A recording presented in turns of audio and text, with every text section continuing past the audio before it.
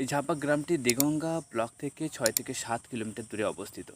আর দেগঙ্গা 2 নম্বর গ্রাম পঞ্চায়েতের মধ্যে পড়ে কিন্তু এই ঝাপা গ্রামটি। 2011 সালের সেন্সাস অনুযায়ী এই গ্রামটির যে কোড সেটা হচ্ছে 323379।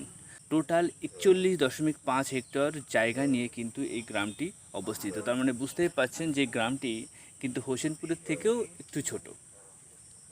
আচ্ছা, এখানকার যে লোকাল পিনকোড কত? পিনকোড হচ্ছে 743425।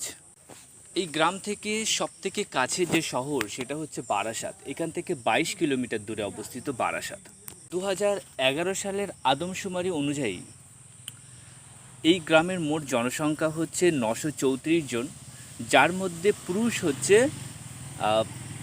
460 জন আর মহিলা 474 জন। আর টোটাল যে পরিবার আছে 192টি টোটাল পরিবার আছে। বাচ্চারা সব মিলিয়ে 120।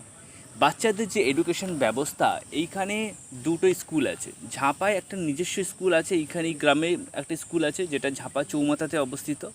আর একটা আছে এর সাপোর্টিং স্কুল হিসেবে যদি ধরে নিই, সেটা হচ্ছে হোসেনপুর চাতরা বলে একটা অবৈতনিক প্রাথমিক বিদ্যালয় আছে।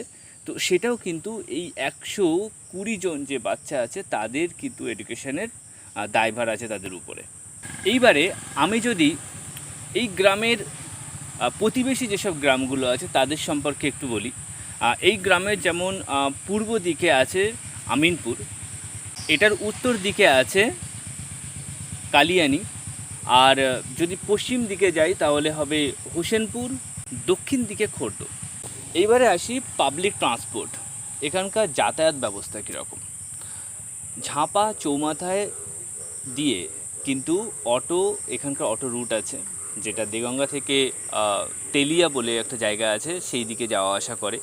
এর মাঝখানে দুটো জায়গা কানেক্ট করে, একটা হচ্ছে দেগঙ্গা বাজার বা কার্তিকপুর, যেখানে আপনি টাকি রোডে উঠে ওইখান থেকে বাসে নানা দিকে চলে যাওয়া যায়।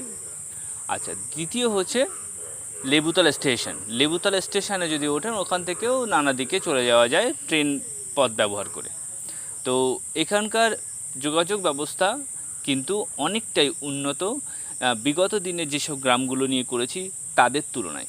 আসি ব্যাংকিং সিস্টেমে। ব্যাংকিং সিস্টেম কোনো জায়গার অগ্রগতির জন্য সব সময় গুরুত্বপূর্ণ ভূমিকা পালন করে। যেমন ধরুন দেগঙ্গাতে আছে একটা জাতীয় স্তরের ব্যাংক, আর তার আরও একটা আছে কাছে, সেটা হচ্ছে পদ্মপুকুর, সেখানেও আরেকটা জাতীয় স্তরের ব্যাংক আছে। সুতরাং এইখানে জাতীয় স্তরের যে ব্যাংক বা সরকারি ব্যাংক কিন্তু পরপর দুটো আছে। এবং এছাড়াও আপনি মনে করুন কার্তিকপুরে কিছু প্রাইভেট ব্যাংক আছে, এদিকে